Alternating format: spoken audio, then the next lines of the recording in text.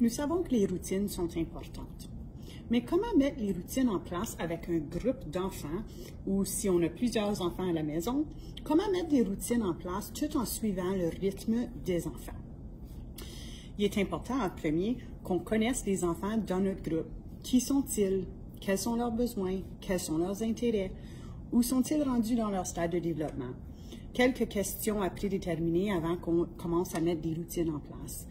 Mais peu importe, environ 40% de nos journées font partie de les routines. Peu importe qui nous sommes, on a des routines régulières telles que le sommeil, laver nos mains, aller à la salle de bain, brosser nos dents. Fait que ça, c'est des petites routines que nous devons toutes mettre en place.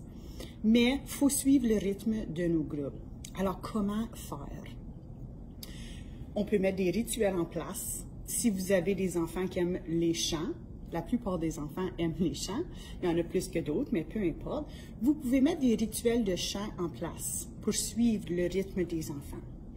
Une routine ne veut pas dire qu'on va forcer les enfants à faire certaines choses.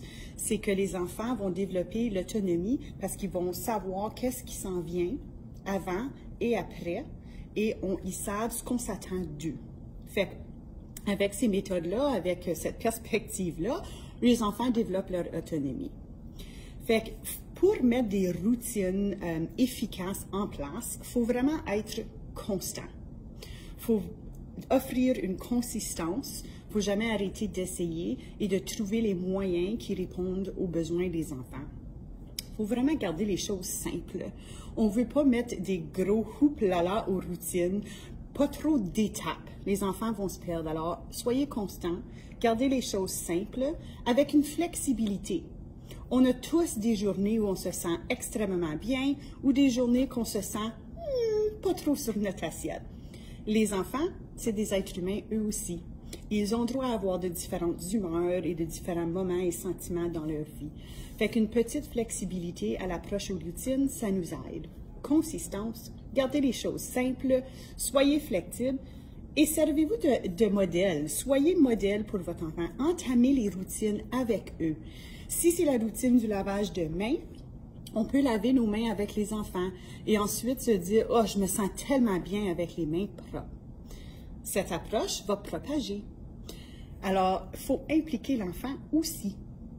Si je me répète, nous devons être constants, nous devons garder les choses simples, être flexibles, être modèle et impliquer l'enfant. Ça fait que c'est des petits conseils, des petites raisons d'être qui vont vraiment fonctionner par rapport aux routines.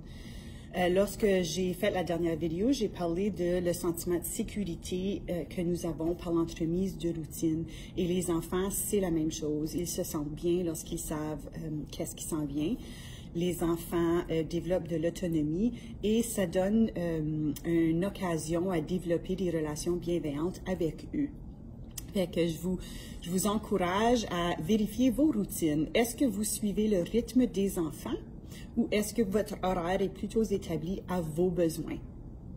Fait que regardez les enfants dans votre groupe, connaissez-les, regardez les routines, qu'avez-vous en place? Avez-vous des rituels? Est-ce que vous suivez les besoins de chaque individu ainsi que l'intelligence collective de votre salle?